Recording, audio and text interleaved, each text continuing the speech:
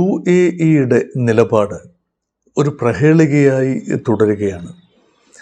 നമുക്കറിയാമല്ലോ, ഏറ്റവും അധികം ഇന്ത്യക്കാർ ഗൾഫ് രാജ്യങ്ങളിലുള്ളത് UAEയിലാണ്. അവിടെ അബുദാബി വലിയ എണ്ണ സമ്പന്നമായ എമിറേറ്റാണ്. ദുബായ് ഒരു ഫ്രീ പോർട്ടാണ്, വലിയ വ്യാപാര വാണിജ്യ വിപണന സാധ്യതയുള്ള പ്രദേശമാണ്.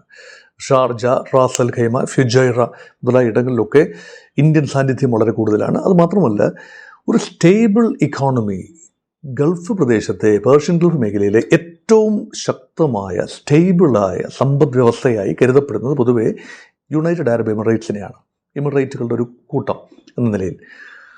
അപ്പോൾ അത് GCC മേഖലയിലെ ഒരു അവിഭാജ്യ ഘടകവുമാണ്. OPEC-ൻ്റെ ഫൗണ്ടിങ് മെമ്പർ അല്ല 1960 തുടങ്ങിയ organisation of petroleum exporting countries.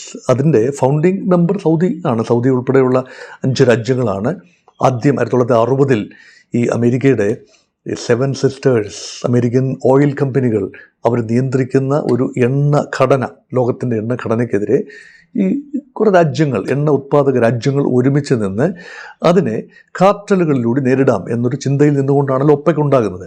1960 തുടങ്ങിയ OPEC-ൽ 1967 യുണൈറ്റഡ് അറബ് എമിറേറ്റ്സ് അംഗത്വം എടുക്കുകയാണ്. അതുമുതൽ ഈ കഴിഞ്ഞ മെയ് മാസം 1-ാം തീയതി 2026 മെയ് 1-ന് ഔപചാരികമായി പുറത്തു പോകുന്നത് വരെ യുണൈറ്റഡ് അറബ് എമിറേറ്റ്സ് OPEC-ലെ അംഗരാജ്യം ആയിരുന്നു. അപ്പോൾ എന്തുകൊണ്ട് പുറത്തു പോയി എന്നത് ഇപ്പോഴും നിഗൂഢമായി തുടരുന്നു.